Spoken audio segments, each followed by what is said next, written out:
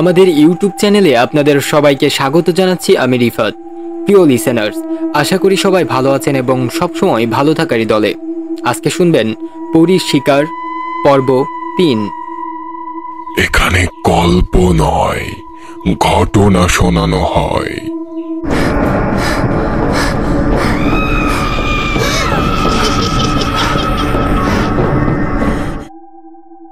সারা রাত জাফরিনের সাথে অনেক আড্ডা দিলাম। কাল রাত থেকে তো একাই মিশনে বের হতে হবে। ঘুম আসছে না কিছুতেই। ভয়ঙ্কর এক যাত্রা করতে যাচ্ছি। কি হতে চলেছে আমার সাথে আল্লাহই ভালো জানে। এদিকে জাফরিন আর আমি সকাল ভোর অবধি না ঘুমিয়ে কাটিয়ে দিলাম। জাফরিন বলল, রিয়াদ, তুমি অভিযানে যাবার আগে তোমাকে আমি একটা আংটি দিতে চাই। আমি বললাম, কিসের আংটি? জাফরিন বলল, এটা কোনো সাধারণ আংটি নয়, এটা আমার ছোটবেলা থেকে প্রিয় জিনিস। এই আংটির সাথে আমার জীবনের কিছু শক্তি, অনেক স্মৃতি জড়িয়ে আছে। আজ আমার এই আংটিটি তোমাকে দিলাম, কখনো হাত থেকে এটা খুলবে না। আমি বললাম, বুঝলাম তো, কিন্তু তোমার প্রিয় জিনিসটি আমাকে কেন দিচ্ছ? তোমার কাছেই রেখে দাও। জাফরিন বলল, বললাম না এটা সাধারণ আংটি নয়, এখন থেকে এটা তোমার আঙ্গুলে পরানো থাকবে, আর কোনো কথা নয়। আমি আর কোনো কথা না বাড়িয়ে জাফরিনের থেকে আংটিটি পরে নিলাম। অনেক সুন্দর দেখতে আংটিটি। একটা প্রহরী এসে বলল, রাজকুমারী জাফরিন, রাজামশাই রিয়াদকে রাজদরবারে যেতে বলেছে এক্ষুনি। জাফরিন বলল, ঠিক আছে, তুমি যাও, আমরা আসছি। প্রহরী বলল, রাজামশাই শুধু ওনাকে যেতে বলেছে, ওনাকে একা ডেকে পাঠিয়েছে। আমি বললাম, আচ্ছা, আমাকে যেহেতু রাজামশাই ডেকেছেন, নিশ্চয় জরুরি কোনো কথা বলবেন তিনি। আমি যাই তাহলে। জাফরিন বলল, আচ্ছা যাও, দেখো কি বলে। ওই লোকটা আমাকে রাজদরবারে নিয়ে এলো। কি বিশাল বিশাল জিনিস এক একটা। সব দেখছি হীরা, মণি, মুক্তা, সোনাদানা দিয়ে তৈরি করা। আমি যেই রাজদরবারে ঢুকলাম, সবাই আমাকে এমন ভাবে দেখছে, মনে হচ্ছে চিড়িয়াখানার প্রাণী দেখছে। আমি যে বললাম, জি বলুন রাজামশাই।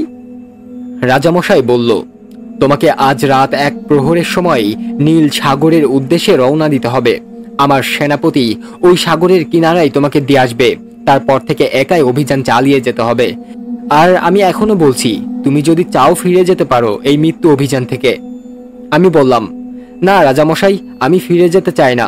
শেষ নিঃশ্বাস অবধি লড়ব। দয়া করে অভিযান শুরু করার আদেশ দিন। রাজামশাই বলল, সেনাপতি যাও, ওকে তৈরি করে দাও। রাত হলেই রওনা দিয়ে দিও তোমরা।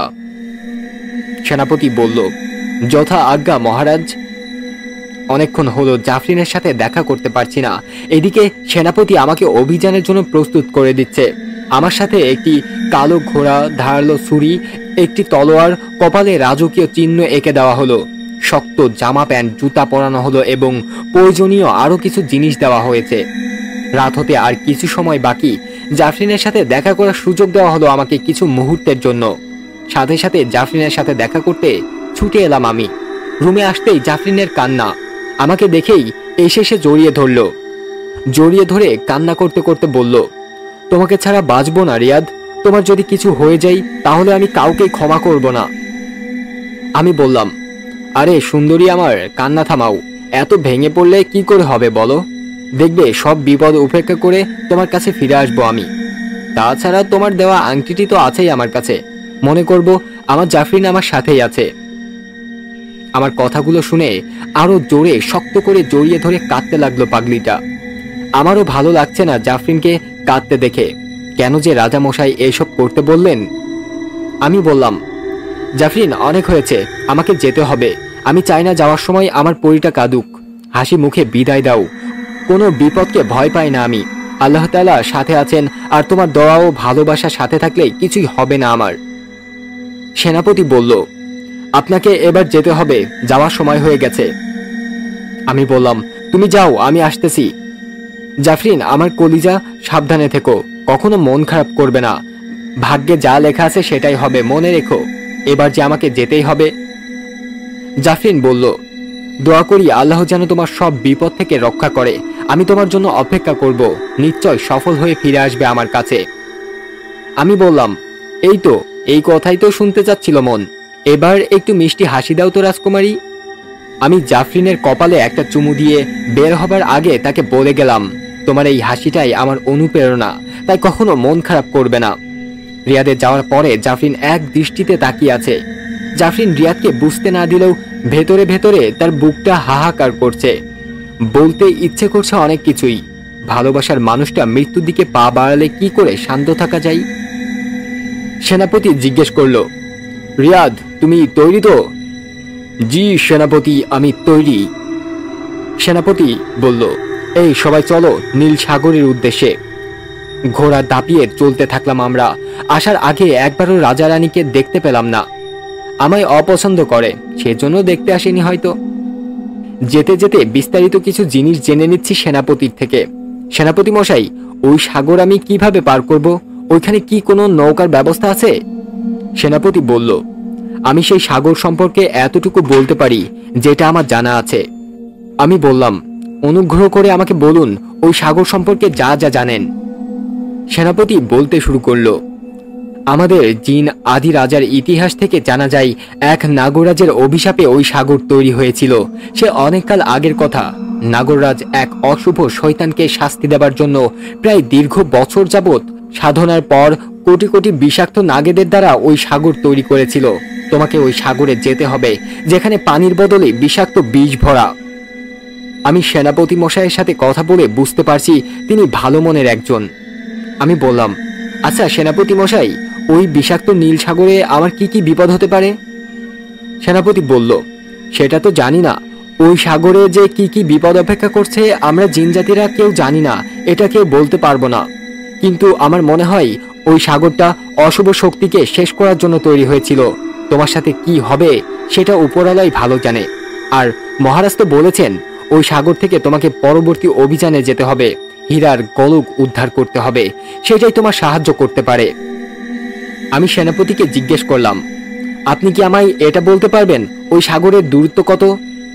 সেনাপতি বলল, যেটুকু জানি সব তোমায় বলে দিয়েছি, আর এর বাইরে সব আমাদের অজানা। এই সবাই থামো, আমরা এর আগে আর যেতে পারবো না। আমি বললাম, কি হলো সেনাপতি মশাই, থামলেন কেন? সেনাপতি মশাই বলল, আমাদের যাবার নির্দেশ এই আনজাজি বৃক্ষ পর্যন্তই। তোমাকে যে এবার একাই যেতে হবে সেই সাগরের উদ্দেশ্যে। আমি সেনাপতিকে বললাম, আমি কিভাবে সেই সাগর অবধি পৌঁছাবো? সেনাপতি বলল, এই আনজাজি বৃক্ষ হতে সোজা তোমাকে কয়েক ক্রস ঘোড়া নিয়ে ছুটে যেতে হবে। পৌঁছে যাবে নীল সাগরের তীরে।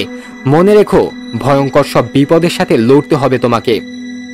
আমি বললাম, সেনাপতি মশাই, আমি বিপদকে ভয় পাই না। বিপদ আসবে সেটা আমি জানি।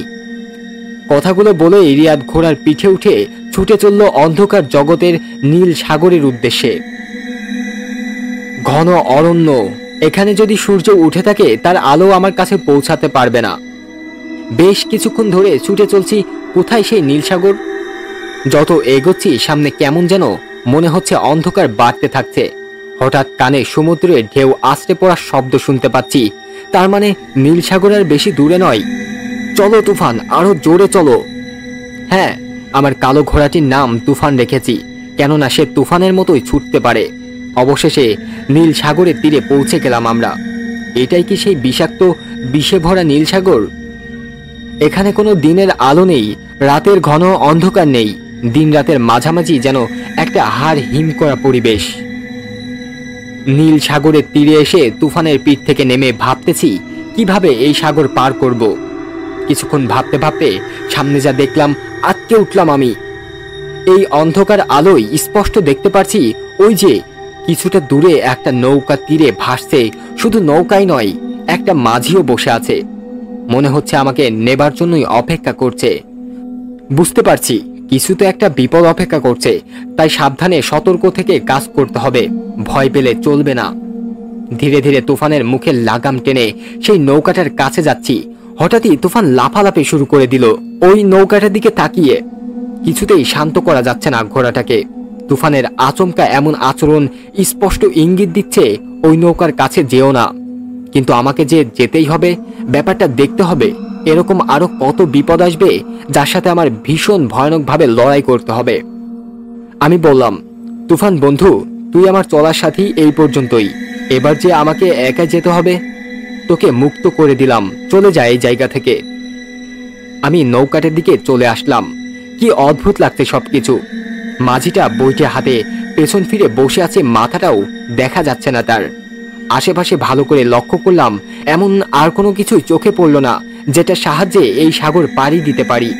হয়তো এই নৌকাটার মাধ্যমে আমাকে রওনা দিতে হবে। নৌকার মাঝিটা হঠাৎ করে বলে উঠল, কি হলো, কি এত ভাবছেন? আপনাকে নিতেই তো এখানে অপেক্ষা করছি, উঠে পড়ুন নৌকায়। কি ভয়ঙ্কর কণ্ঠে কথাগুলো বলছে। আর যাই হোক, এটা কোনো ভালো জিনিস নয়, অশুভ কোনো এক শক্তি। আমি বললাম, আপনি আমাকে কোথায় নিয়ে যেতে এসেছেন? মাঝি বলল, ভয় পেও না, ঠিক জায়গায় পৌঁছে যাবে, তাড়াতাড়ি উঠে পড়ো। আমি আর কোনো কথা না বলে নৌকায় উঠে পড়লাম। আল্লাহ ভরসা, যা হবে দেখা যাবে। মাঝি নৌকাটা নিয়ে এগোতে থাকে। এমন আজব আজব জিনিস দেখতে হচ্ছে, মনে তো একটু ভয় করবেই। বেশ কিছু দূর চলে এসেছি, কিন্তু এই মাঝিটার মুখ এখনো দেখতে পারলাম না, দেখার ইচ্ছেও নেই। বুঝতেও পারছি না সামনে কি হতে চলেছে। পরিবেশটা যে কতটা ভয়ঙ্কর লাগছে তা বলে বোঝানো যাবে না। এ কি, হঠাৎ ঝড় শুরু হলো কেন? নীল সাগরের আকাশ বাতাস মুহূর্তের মধ্যে কালোতে পরিণত হয়ে গেল। নৌকার মাঝিটি তখন বলতে শুরু করলো, হা হা হা হা হা হা, তোকে কেউ বাঁচাতে পারবে না। হা হা হা হা হা। মাঝির ভয়ানক হাসিতে আত্মা বেরিয়ে যাবার উপক্রম। আমি এসে ফেসে গেছি ভয়ানক একটা বিপদে। মাঝিটার মাথা এবার দেখতে পারছি না। কি বিশ্রী বিদঘুটে চেহারা, হাসতে হাসতে উধাও হয়ে গেল। আমি নিজেকে সান্ত্বনা দিয়ে বললাম, রিয়াদ, ভয় পাস নে, যত ভয় পাবি বিপদ তোকে তত গ্রাস করতে থাকবে। ঝড়ের মধ্যে নৌকাটা সামলাতে পারছি না, যদি এই সাগরের মাঝে পড়ি তাহলে মৃত্যু অনিবার্য। আরে ঝড়, দয়া করে থাম এবার, সাগরে ফেলে মারবি নাকি? ওটা ওটা আবার কি হচ্ছে ওখানে? বিষে ভরা সাগর উথুলি পাথুলি করতে করতে আমার নৌকার দিকে এগিয়ে আসতে থাকে। বুঝতে পারছি না একসাথে এত বিপদ আসছে কেন। মাথার ভেতরে যন্ত্রণা শুরু হয়ে গিয়েছে। জ্ঞান হারিয়ে ফেলেছি নৌকাতেই। যখন জ্ঞান ফিরে কোনো রকমে তাকিয়ে দেখি সব শান্ত হয়ে আছে, ঝড় বৃষ্টি থেমে গেছে। চারিদিকে শুধু অন্ধকার আর অন্ধকার, মনে হয় না ওইখানে কোনো সময় আলো ফোটে। মা বাবার কথা আমার খুব মনে পড়ছে, তাদের সাথে যোগাযোগ করতে পারছি না। কেমন আছে তারা? এদিকে জাফরিনের দেওয়া আংটিটা চুমু খেলাম। জাফরিন, তুমি কেমন আছো? তোমাকে ছেড়ে যে কিনা এক মুহূর্ত থাকতে পারে না, আজ সে বড্ড একা। অনেক রাত হয়েছে, জাফরিনের চোখে ঘুম নেই। সেই কখন থেকে রাজপ্রাসাদের উপরের তলায় একা একা বসে কি যেন ভেবেই চলেছে। তার সাথে কেউ কথা বলার সাহস পাচ্ছে না। জাফরিনের মা বলল, জাফরিন, মা আমার, চল নিচে আয়, এখনো কিছু খাসনি, এভাবে চলতে থাকলে দুর্বল হয়ে যাবি তো। জাফরিন অনেক রাগান্বিত হয়ে বলল, তোমাকে এখানে আসতে বলেছি, অনুগ্রহ করে আমাকে একা ছেড়ে দাও। রানী জাফরিনের কাছে গিয়ে তাকে বোঝাতে বোঝাতে চোখে পানি চলে এসেছে, কিন্তু এতে বিন্দুমাত্র অনুশোচনা নেই জাফরিনের। জাফরিন বলল, আম্মাজান, আমায় তোমরা এমন বিপদে কেন ফেললে? আমার যদি কিছু হয়েও যায় তো এর জন্য দায়ী থাকবে তোমরা। রানী বলল, না মা, এমন বলিস না, আমরা যে তোকে ভীষণ ভালোবাসি। তোর কিছু হবার আগেই দেখবি আমার কিছু হয়ে গেছে। জাফরিন বলল, থাক, তোমার আর কাঁদতে হবে না। এমন সহজ সরল একজন মানুষকে এমন বিপদের মধ্যে ফেলাটা মোটেও উচিত হয়নি তোমাদের। আমার মনের ভেতরে কি হচ্ছে তোমরা কোনোদিন বুঝতে পারবে না। সে যদি আমায় ভালোই না বাসতো তাহলে ওই পরীক্ষা তখনই সে অস্বীকার করত। তোমরাও জানো আমাকে রিয়াদ কতটা ভালোবাসে, তারপরেও এমন করার উদ্দেশ্য কি তোমাদের? একটা কথা স্পষ্ট শুনে রাখো, রিয়াদের যদি কিছু হয়ে যায় ভুলে যাব তোমরা আমার মা বাবা। জাফরিনের কথা শুনে মহারানীর শরীর যেন ঠান্ডা হয়ে যাচ্ছে। কি বলে যে নিজের মেয়েকে সান্ত্বনা দিবে সেই ভাষাটাও খুঁজে পাচ্ছে না। রানী বলল, আমি বুঝতে পারছি জাফরিন, কাজটা করা উচিত হয়নি, কিন্তু কি করব বল? তোর কথা চিন্তা করেই আমি আর তোর বাবা মিলে এই পথটাকেই বেছে নিয়েছি। কেননা মানুষের সাথে আমাদের মেলামেশা এখনকার নিয়মের বাইরে। জাফরিন বলল, তোমাদের নিয়ম রক্ষা করতে একজনের জীবন নিয়ে খেলা করবে তাই বলে? একবার এটা ভাবলে না রিয়াদের কিছু হয়ে গেলে তার বাবা মায়ের কি হবে? তার বাবা মা তো এটাও জানে না তাদের ছেলে বিপদের মধ্যে আছে। না জানি কেমন আছে ও। জাফরিনের কাঁদতে দেখে তার মা জড়িয়ে ধরে বলল, আর কাঁদিস না মা, আমি বুঝতে পারিনি তুই এতটা ভেঙে পড়বি। কোমরে থাকা তলোয়ার এবং ছুরি ছাড়া কিছুই নেই আমার সাথে। ঝড়ের মধ্যে নিয়ন্ত্রণ হারিয়ে প্রয়োজনীয় কিছু জিনিসও হারিয়ে ফেলেছি। অবাক করা ব্যাপার হচ্ছে আমার কোনো খিদে পাচ্ছে না। কেন এমন হচ্ছে জানি না, তবে ভালোই হচ্ছে, কেননা আমার কাছে নেই কোনো খাবার। হয়তো জাফরিনের দেওয়া আংটির কারণে এমন হচ্ছে, আবার অন্য কারণও থাকতে পারে।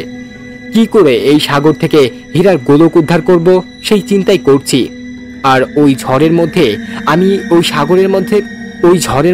আমি এই সাগরের মধ্যে পড়িনি, ভাগ্য ভালো। এগুলো ভাবতে ভাবতে সাগরের মধ্যে থেকে বিশাল ওই জিনিসটা বেরিয়ে আসবে তা কখনো কল্পনাও করিনি। দানব এক সাপ, মাথা চড়া দিয়ে উঠেছে, মনে হচ্ছে আকাশ ছুঁয়ে ফেলবে। এরকম জিনিস দেখার জন্য মোটেও প্রস্তুত ছিলাম না আমি। শরীর যেন পাথর হয়ে গেছে। এবার কি করব? মৃত্যু যেন সামনে হাজির। না রিয়াদ, হতে পারে দানবীয় সাপটা হীরার গোলক উদ্ধারের চাবি। চোখের পলকে দানবীয় সাপটি সাগরের ভিতরে চলে যায়। এদিকে অন্ধকার নীল সাগরের উপরে ভেসে চলেছে বিশেষ ধরনের নৌকা, যার উপরে বসে আছে এক ভয়ভীতিহীন যোদ্ধা। কিন্তু শেষ রক্ষা হলো না। দানবটি সাগরের নিচ থেকে এসে সজোরে আঘাত করে নৌকাটাই। উপর থেকে আছড়ে পড়ে বিষাক্ত নীল সাগরের বুকে সেই যোদ্ধা। মুহূর্তেই অতলে গভীরে হারিয়ে গেল রিয়াদ। ভালোবাসার কি নির্মম পরিহাস। বুকের ভেতর হঠাৎ ব্যথা করছে কেন? নিশ্চয় রিয়াদ কোনো বড় বিপদে আছে। মন বলছে, জাফরিন, তোর রিয়াদের বড় বিপদ। এই মুহূর্তে তো সাহায্য যে খুব প্রয়োজন তার। জাফরিনের যেন দম বন্ধ হয়ে যাওয়ার উপক্রম। কি করবে বুঝতে পারছে না সে। শুধু মন একটাই কথা বলছে, আমার ভালোবাসার কিছু একটা হয়েছে। সে দৌড়ে পিতামাতার কাছে ছুটে চলে আসে। আর চুপ করে বসে থাকলে চলবে না। এসে বলল, আম্মাজান, আম্মাজান, তাড়াতাড়ি দরজা খুলুন। রানী বলল, জাফরিন, মা, এত রাতে কি হয়েছে তোমার? জাফরিন বলল, আম্মাজান, রিয়াদ অনেক বড় বিপদে পড়েছে। আমার মন বলছে তাকে যে করেই হোক বাঁচাও, না হলে সে মরে যাবে আম্মাজান। রাজা বলল, জাফরিন, কান্না থামাও, শান্ত হও। জাফরিন বলল, শান্ত হব? কি করে শান্ত হব? সে ভয়ঙ্কর বিপদে আছে, দয়া করে কিছু করুন আপনারা। রাজা বলল, দেখো, অতিরিক্ত চিন্তার কারণে এমনটা হচ্ছে তোমার। তাছাড়া তাকে এমন জায়গায় পাঠানো হয়েছে, বিপদ আসবে সেটা স্বাভাবিক। এমনটাই তো কথা ছিল, কিন্তু সে তারপরও ইচ্ছে করেই চলে গেছে। আর ওই রিয়াদ যদি তোমাকে সত্যিকারেই ভালোবেসে থাকে, নিশ্চয় সফল হয়ে ফিরে আসবে। আর যদি না আসে, তার ভালোবাসায় কমতি ছিল। রাজার কথা শুনে জাফরিন রাগান্বিত হয়ে গেল। জাফরিন বলল, তোমাদের ফাও কথা শোনার জন্য আসিনি। নীল সাগরের পথ আমাকে বলে দাও। রানী বলল, কি কথা বলছিস মা? ওই সাগরে আমরা যেতে পারবো না, আর যাবার চেষ্টা করলেই খারাপ কিছু একটা ঘটে যাবে। রাজা বলল, তোমার কি শরীর ঠিক আছে? যা না তাই বলছো। অনেক সহ্য করেছি, আর না। ভুলে যাও ওই ছেলেকে, না হলে অন্য ব্যবস্থা করব। আশা করি সেটা করতে বাধ্য করবে না তুমি। রাজামশাইয়ের কথা শুনে জাফরিনের ভীষণ মন খারাপ হয়ে যায়। জাফরিন বলল, তোমাদের জন্য আজ সে বিপদে আছে। আব্বাজান, আপনি তাকে বিপদের মধ্যে ফেলে অন্যায় করেছেন। কোনো প্রয়োজন নেই আপনাদের সাহায্যের। রিয়াদকে বাঁচাতে নিজের শক্তি যদি অপব্যবহারও করতে হয়, সেটাই করব। আর আপনারা ভালো করেই জানেন, আমি যেটা একবার বলি তা করেই ছাড়ি। তাকে আমি মরতে দিব না। রাজা রানী কিছু বলার আগেই জাফরিন অদৃশ্য হয়ে গেল। তারা দুজনেই তাদের মেয়ের জন্য হতাশ হয়ে পড়েছে। চাইলেও আফরিনকে আটকাতে পারবে না। জাফরিন অনেক শক্তিশালী পরী। এভাবে জাফরিন রেগে যাবে তারা বুঝতে পারেনি। এখন যে মেয়েটা কি করবে আল্লাহই ভালো জানে। এদিকে জাফরিন রিয়াদের জন্য অস্থির হয়ে পড়েছে। যেভাবেই হোক তাকে খুঁজে পেতেই হবে। জাফরিন নিজের তৈরি মায়া জঙ্গলে চলে এসেছে। এই জঙ্গলের ব্যাপারে সে কাউকেই কিছু বলেনি। এটা তার নিজের তৈরি ব্যক্তিগত জায়গা। সেখানে জাফরিনের অনুমতি ছাড়া একটা মাছিও প্রবেশ করতে পারে না। জাফরিনের উদ্দেশ্য এই মায়া জঙ্গলে একটি মায়া আয়না তৈরি করবে, যেটা সাহায্যে রিয়াদকে খোঁজার চেষ্টা করবে আর জানার চেষ্টা করবে ওই নীল সাগর কোথায় আছে। জাফরিন তার বাবা মায়ের কাছ থেকে শুনেছে মায়া আয়নার সাহায্যে অনেক কিছু জানা যায়, কিন্তু সেই আয়না তৈরি করা সাধারণ কোনো ব্যাপার না। এটা তৈরি করতে হলে নিজের কিছু রক্ত বলি দিয়ে সাধনা করা লাগে। তবে অবাক করা ব্যাপার, জাফরিন রক্ত সাধনা ছাড়াই নিজের শক্তি দিয়ে আয়না তৈরি করে ফেলেছে। মায়া আয়না। আয়না বলল, বলো রাজকন্যা জাফরিন স্নেহা, কি সাহায্য করতে পারি আমি আপনাকে? জাফরিন বলল, বিষাক্ত নীল সাগরের সন্ধান দাও আমায়, আর ওই সাগরের রিয়াদ কি অবস্থায় আছে সেটি দেখাও। আয়না বলল, নীল সাগরের সন্ধান পেতে হলে ওই কালো ঘোড়াটাকে খুঁজে বের করো, যে ঘোড়া রিয়াদকে নীল সাগরের তীরে পৌঁছে দিয়েছে। জাফরিন বলল, রিয়াদ কোথায় দেখাও। মায়া আয়না দেখালো, সাগরের এমন এক জায়গায় সে পড়ে আছে যেখানে কোনো পানি নেই, শুধু চারিদিকে রং বেরঙের লতাপাতা আর নীল আবরণ দিয়ে ঘেরা। জাফরিন রিয়াদের এমন অবস্থা দেখে যেন জায়গা থেকে নড়াচড়া করার শক্তি পাচ্ছে না। মনে হচ্ছে এমন দৃশ্য দেখে কথা বলা বন্ধ হয়ে গেছে তার। জাফরিনের অবস্থা লক্ষ্য করে মায়া আয়না বলতে শুরু করলো, জাফরিন, এভাবে ভেঙে পড়ার কিছু হয়নি। নীল সাগরের বিষাক্ত বিষ রিয়াদের শরীরে প্রবেশ করেছে, তুমি চাইলে তাকে বাঁচাতে পারো। মায়া আয়নার কথায় জাফরিন যেন নতুন করে আশা খুঁজে পেল। কিভাবে রিয়াদকে বাঁচাবো, উপায় বলো আমায় আয়না। আয়না বলল, তোমার জীবন আয়ুর কিছু অংশ দিয়ে তাকে বাঁচাতে পারবে, তবে যত দেরি করবে সে ধীরে ধীরে মৃত্যুর দিকে চলে যাবে। জাফরিন বলল, ওই কালো ঘোড়াটা কোথায় দেখাও আমাকে। আয়না দেখালো, ওই যে জঙ্গলটা দেখতে পারছো, ওখানেই পাবে ঘোড়াটাকে। মায়া আয়নার বলতে দেরি, জাফরিন চোখের পলকে ওই জঙ্গলে চলে এসেছে, কেননা সে এই জঙ্গল ভালো করেই চিনে। এবার শুধু ঘোড়াটাকে খোঁজার পালা। জাফরিন নিজের শক্তি দ্বারা কয়েকশো চোখের মতো দেখতে জিনিস জঙ্গলে ছেড়ে দিল। যেভাবেই হোক এই মুহূর্তের মধ্যে ঘোড়াটাকে তার চাই। কিছু সময়ের মধ্যে জাফরিন ওই কালো ঘোড়াটা খুঁজে বের করে দূর থেকে নিজের নিয়ন্ত্রণে নিয়ে আসে। ঘোড়াটার মাথায় হাত রেখে জাফরিন চোখ বন্ধ করে রিয়াদের সাথে কাটানো ঘোড়ার মুহূর্তগুলো পড়ে নেয় এবং নীল সাগরের পথের সন্ধানও পেয়ে যায়। জাফরিন পৌঁছে যায় অঞ্জাজি বৃক্ষের কাছে। এখন এখান থেকে সোজা কয়েক ক্রস দূরে সেই নীল সাগর। সন্ধান পাওয়া মাত্রই কয়েক সেকেন্ডে পৌঁছে যায় নীল সাগরের তীরে। জাফরিন এখানে এসে সেটাই দেখতে পেল যা যা রিয়াদ দেখেছে। এখানে নেই কোনো দিনের আলো, নেই রাতের ঘন অন্ধকার, মাঝামাঝি কেমন একটা পরিবেশ।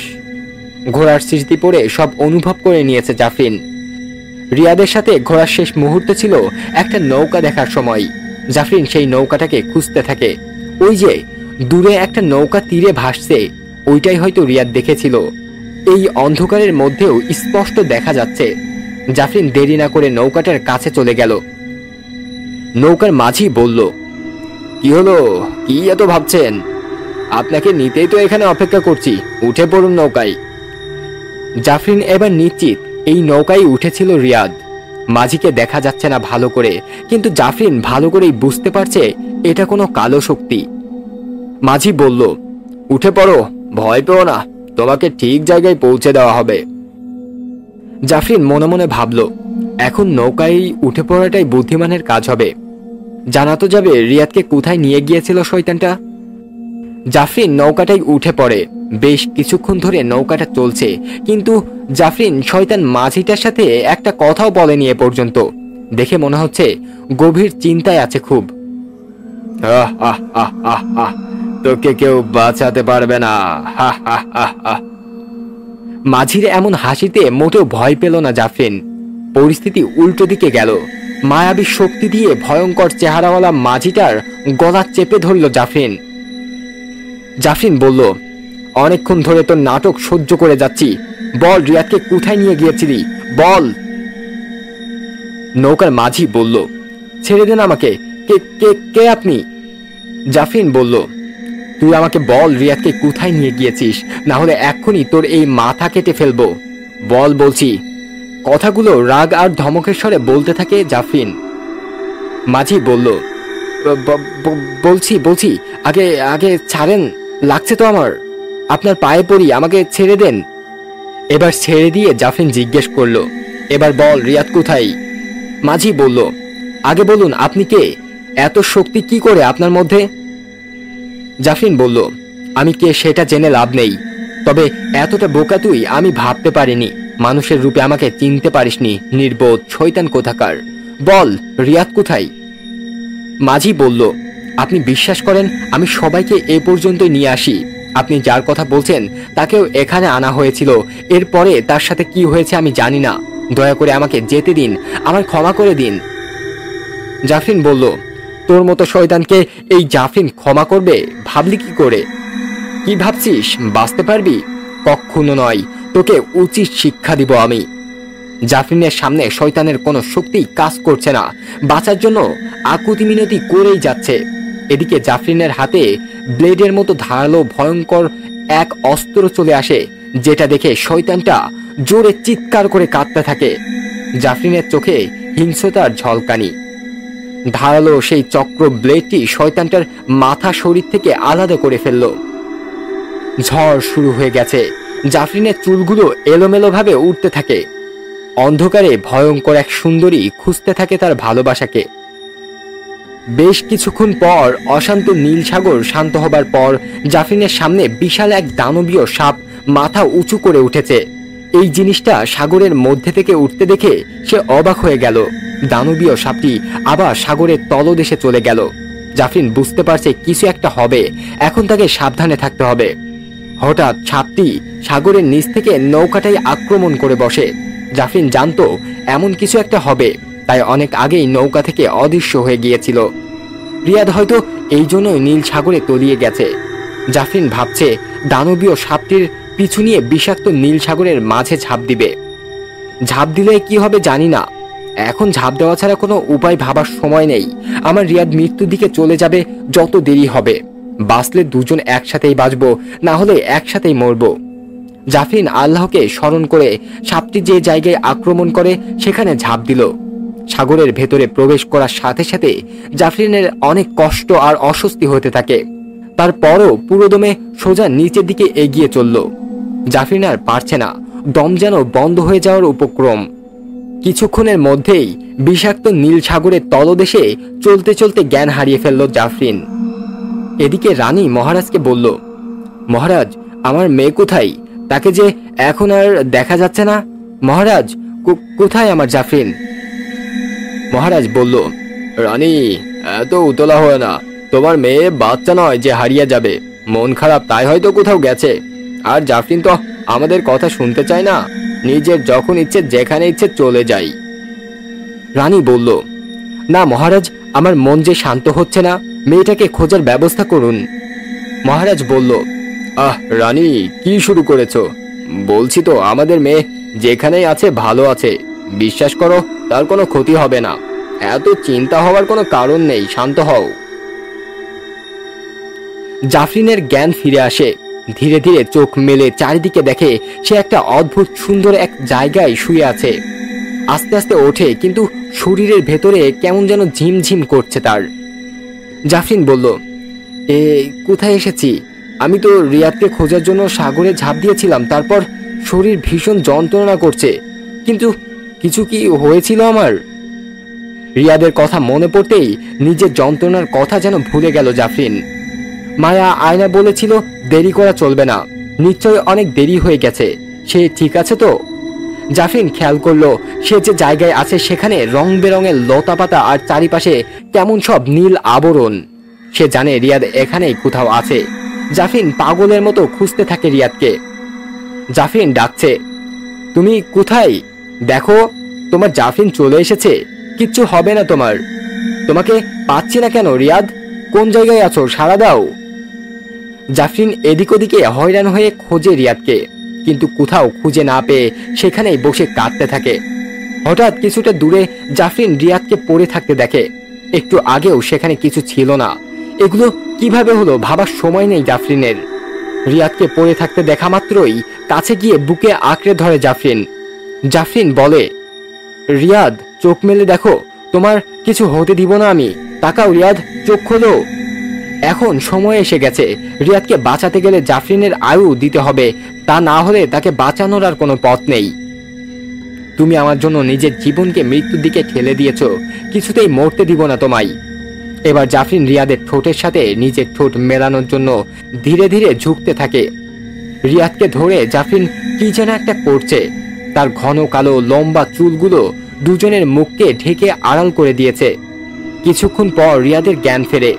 রিয়াদের জ্ঞান ফিরে দেখতে পারে জাফরিন সেখানে। রিয়াদ বলে, জাফরিন তুমি? এটা কোন জায়গায়? এটা কোন জায়গা?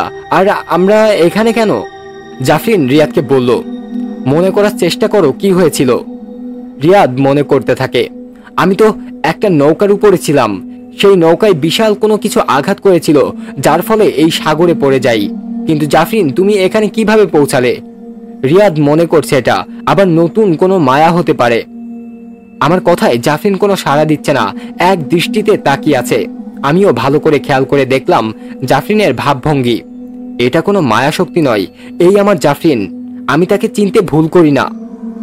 জাফরিন, আমি কি স্বপ্ন দেখছি? তুমি সত্যিই আমার সামনে আছো? নিশ্চয়ই তুমি আমাকে বাঁচিয়েছো। জাফরিন বলল, এখন আমাদের জীবন একে অপরের সাথে জুড়ে গেছে রিয়াদ। কেমন সেই মায়াভরা দৃষ্টি দিয়ে কথাটা বলল। আমিও তার চোখের দিকে এক দৃষ্টিতে তাকিয়ে আছি। পড়ে নিয়েছি চোখ দুটো কি বলতে চাইছে আমাকে। দুজন একে অপরকে বুকের সাথে জড়িয়ে ধরলাম। রিয়াদ বলল, তোমাকে অনেক ভালোবাসি, প্রতিটি মুহূর্ত শুধু তোমার কথাই ভাবি, তুমি আমার অনুপ্রেরণা জাফরিন। জাফরিন বলল, ছাড়ো তো এবার। রিয়াদ বলল, না ছাড়বো না, ছেড়ে দিলে আবার যদি বুকটা শূন্য হয়ে যায়। জাফরিন বলল, অসহ্য কোথাকার, আর কতক্ষণ এভাবে ধরে থাকবে? ছাড়ো বলছি, কিছু কথা বলতে চাই। রিয়াদ বলল, কথাবার্তা পরে হবে, আমার বুকের অক্সিজেন ফুরিয়ে গেছে, আগে এটা ভরে নিই মন ভরে, তারপর কথা বলবো। এই বলেই আরো জোরে জাফরিনকে জড়িয়ে ধরে রিয়াদ, যেটা জাফরিনের বিরক্ত লাগছে খুব।